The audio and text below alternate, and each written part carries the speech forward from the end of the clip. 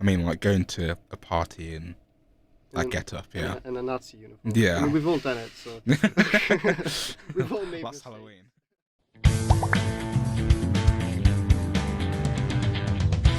But onto the main topic, I think. onto the elephant in the room. Elephant in the world, I think. Maybe we might be a bit late to this, I think, but anyway. Yeah. Harry and Meghan's Oprah interview. Camp. I haven't actually watched the whole thing yet. Neither have I. I've seen only clips. seen clips. Yeah. But what was your first impression? Or should probably touch on the Piers Morgan as well. That was a big part of it. I don't really know. I mean, I sort of get it because, definitely from Harry's point of view, because everything that happened to his mum, obviously he just doesn't want that for his wife and his son.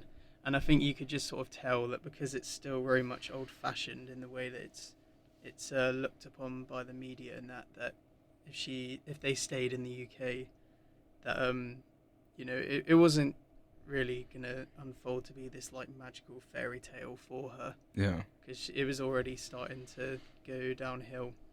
But yeah, I don't know. I mean, I just think it's a bit harsh the way people are jumping on their backs.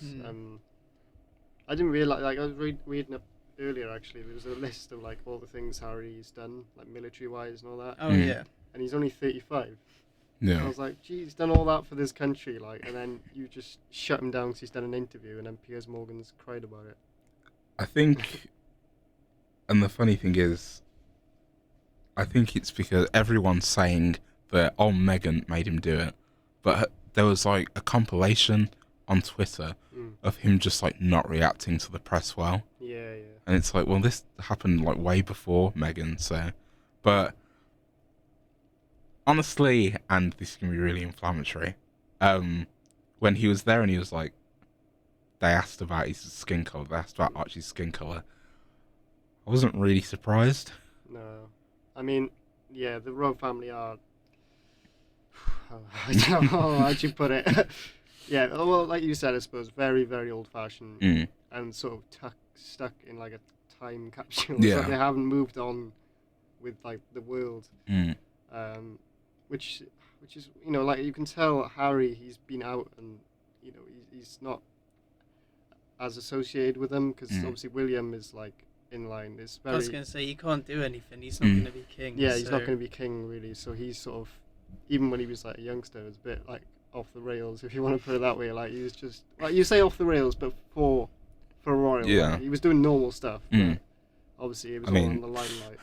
I mean, like going to a party in that get-up, yeah. In a Nazi uniform. Yeah. I mean, we've all done it, so we've all made Last mistakes. Halloween.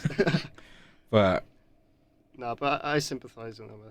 I think just let them do what they want to do. They haven't done anything wrong. I think that everyone's a bit like, how dare you say that about the Queen? And we had the bit about Piers Morgan. But in my opinion, like, people have like this high expectation of the royal family, but at the same time, they are a family. Yeah.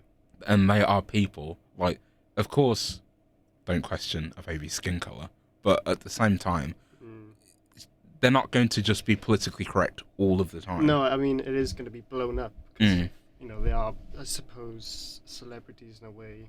So, and just like how we pull people up if they've done stuff wrong, I do think that we should pull the royal family up if they've done stuff wrong. Get him on a reality TV show. Get him on Jeremy Kyle. Keeping up with the Windsors.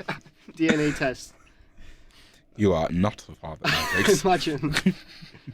Prince Philip, you are not alive.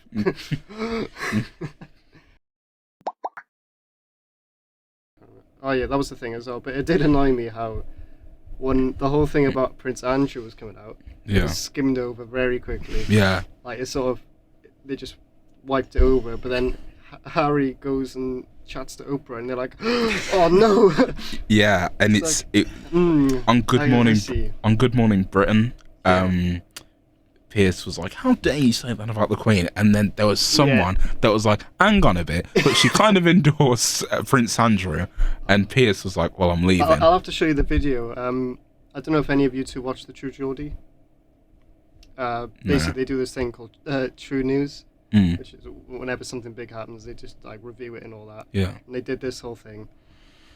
Mate, I'll have to show you the thing. They hit the nail on the head. Like, they were just showing they were like, hang on, Piers. And they were like pulling all these photos up. It was like Piers with Harvey Weinstein, Piers with Jeffrey Epstein. And I was like, yep, that makes sense. That fits. Yeah, but it was funny today on Good Morning Britain. I don't know if you've seen it, but the EastEnders star, like Patsy Palmer, was on there. And they were interviewing her, but it said something about like how she used to be a drug addict. And she full on went, listen, I'm going to do a Piers and not do this interview. So, and she just shut it down. And it was kind of like, Susanna Reid was there and she was like... I feel so bad for her. Yeah. Like, she's actually a decent person. And she's had to sit next to Piers every morning for like the last 2 years. It was longer than that, I think. Yeah. So, like, the mental when did you join, strength. 2015? Yeah, 2015, yeah. On there? How's he lasted that long?